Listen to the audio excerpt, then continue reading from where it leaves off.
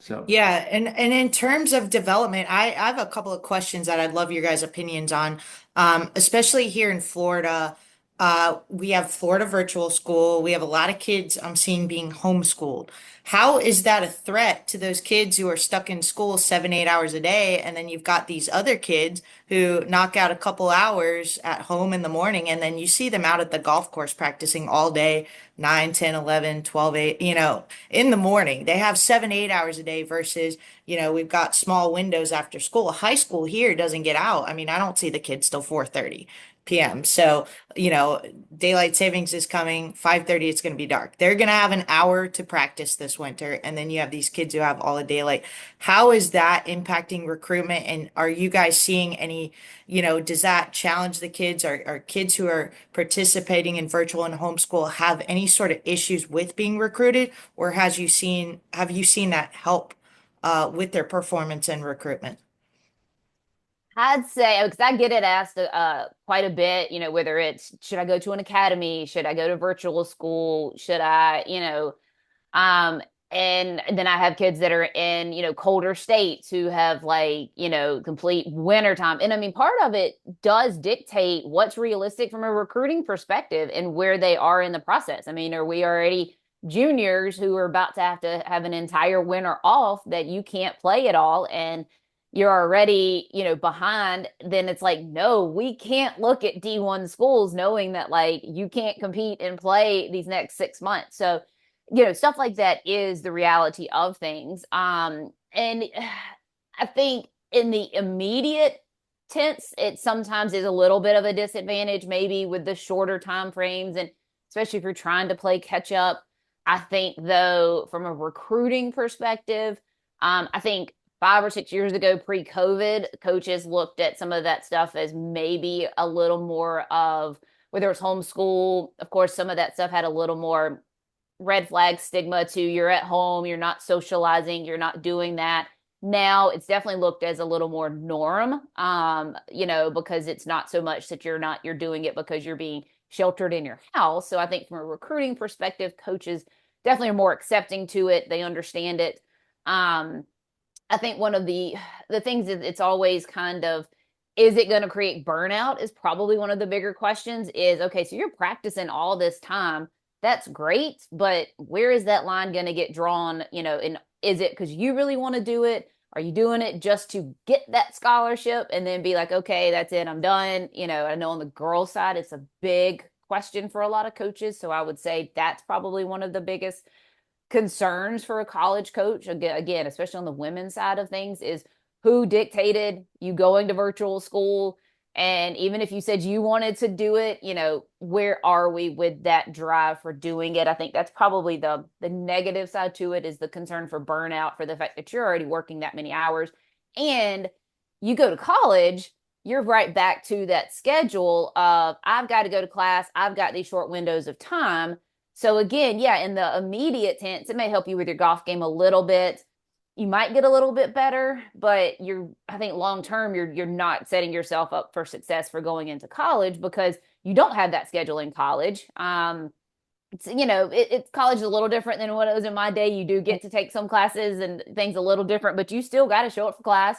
You may have an hour or two break. You're back to class. Then you may only have a couple hours of practice in the afternoon. So if you're not used to that routine, most coaches don't love the idea that you then got to go back to that. So I've talked through it with some of the girls to kind of find out, like, why are we doing it?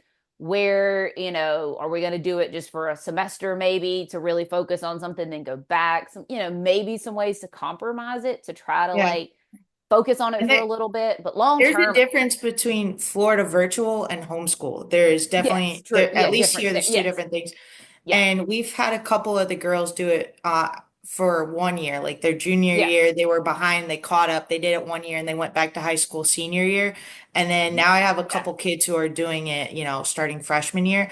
The thing I've noticed, and like, yeah, the social, like at least for them when they're at academy, all the girls get their social. Like Yeah. they are around each other, they have that. So it's not just like they're stuck with mom and dad all day at home doing schoolwork, then go practice Yeah. by yourself. Like they have that socialization there. But what I've seen them a skill I've seen them take away from that is they've had to be really good at their time management because some of the girls, they don't do their daily tasks. And then it comes around, and at the end of the year, now everyone's out of school and it's summer and they're still catching up because they Yeah. weren't diligent on their Yeah. day-to-day tasks. So I think one of the skills I've seen is they have to be really good at time management. So I think that could be a positive. But yeah, if Yeah. if you're not at an academy or you're not engaging in other social aspects, I completely agree. Like that socialization is important. But and I can't speak for other parts of the country. I just Yeah. know like this area in St. Johns County, there are a lot of kids engaging in that, Yeah. and I see them getting better. Yeah, I Yeah. mean, I think there's just like with a lot of things. I'm a huge like down the middle kind of person. I'm always Yeah, everybody around me gives me a hard time because I'm always like I want to see every side. I want to try to, right, if it's all possible, figure out a way to see the benefits and the positives and right. negatives and everything. And I do think in a lot of cases there's definitely reasons against certain things for certain people. And so I think in some ways, and I think sometimes too, maybe doing something short term, but you know because yeah, I mean, you get plenty of coaches who recruit on the high end side of things, kids who have done this, and that's helped them get better. And that's they want to do it. They want to play professional golf, and this is their life, and it works out perfect for them. And then you get others that do it and they burn out because that's all they've been doing, and they get to college and it's like, okay, wait a minute, like I'm tired of this now. So sometimes it's like, where Yeah. Well, where do maybe you make that that burnout decision? happening in junior golf showed like they weren't going to make it in college golf, like Yeah, it's, yeah. there's so many ways you could look at it. But Mike, What's your hop thought? in Yeah, on here and let us hear your thoughts. I think it's player dependent, and it all depends on how you want to design your life, design your system, as I call it. And I think the logical assumption is like, oh, I'm gonna be at school, be much more directed in my schoolwork, and I'm gonna have more time. But if that's the only change that they make is allowing themselves to have more time, and they don't change how they're getting information from their swing coach or how they're working out or the other little things that go into being a competitive golfer and just a student athlete in general, right?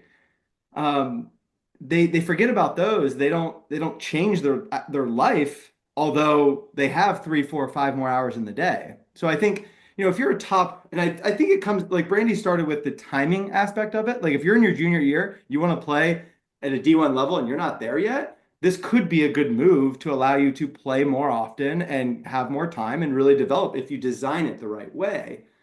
But I think a lot of people do it with the wishful thinking of like, oh, I'm going to get better because I have more time, but they don't change a thing, you know? Yeah. And that's just simply wishful thinking. Like you're kind of blindsiding yourself to like, yes, you might get a little bit better because you have more time, but if you don't change anything, why are we assuming that you're going to improve?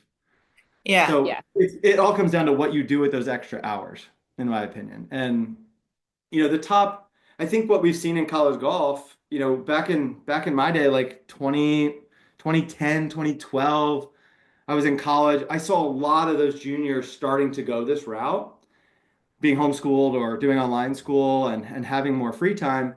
And I think it really only benefits those that are extremely driven and will fill their schedule and those that are really wanting to pursue the top level, right? Playing the biggest events, playing more than 12, 15 times a year, like really pursuing it fully. Yeah.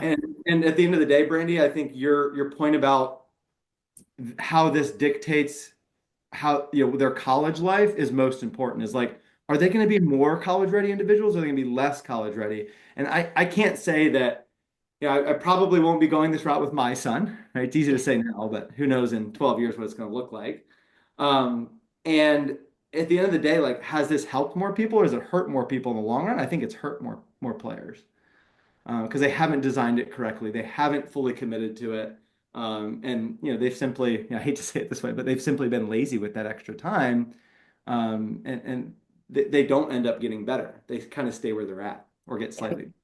So to summarize, it's basically it's contingent on the individual themselves, their personal drive, what they do with their time, and if perhaps they're behind in recruitment and they made that decision later that they do want to play college golf, it could potentially be a good avenue if they use their time wisely. But it's not yeah, just to say if you do virtual school or homeschool, you're going to play college golf, yeah. right? Yeah. So, Yeah. No, yeah. Good stuff. Now, how do you guys think